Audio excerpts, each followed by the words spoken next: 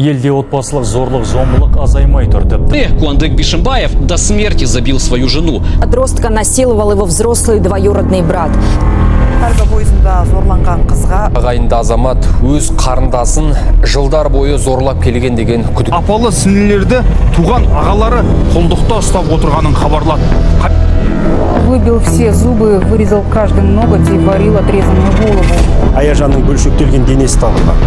17 жастағы қызды 17 адам жабылып зорлаған. 14 жастағы қызымды жігіттер топтасып зорлады деген. Избили старшеклассники, а потом бросили умирать возле старой бани.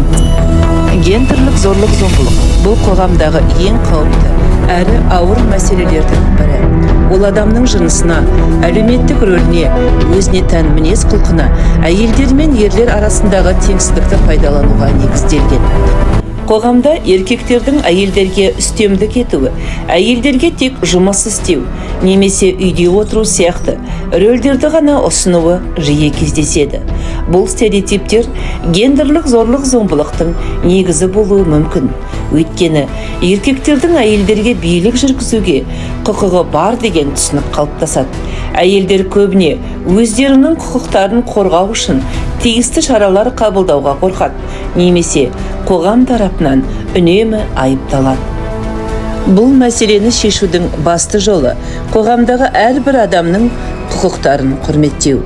Мемлекеттер гендерлік зорлық-зомбылыққа қарсы күрес жүргізу үшін заңдар қабылдауы тиіс. Қазақстанда да осы бағытта жұмыстар жүргізілуде. 2011 жылы Қазақстанда гендерлік зорлық-зомбылыққа қарсы заң қабылданған болатын. Бұл заң әйелдердің құқықтарын қорғау, оларға көмек көрсету және гендерлік теңдікті қамтамасыз ету бағытында маңызды қадам болды. Алайда, бұл мәселені шешу үшін тек заң ғана жеткіліксіз, қоғамдағы сананы өзгерту, зорлық-зомбылықтың алдын алу, оны қылмыс ретінде мойындау және осындай жағдайларға қарсы тұратын шараларды қабылдау керек.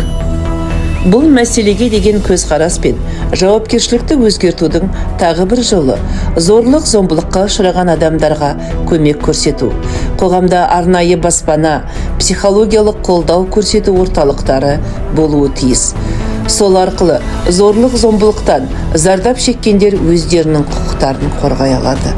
Сондай-ақ бұл мәселені шешу үшін бұқаралық ақпарат құралдары мен әлеуметтік желілердің рөлі өте маңызды.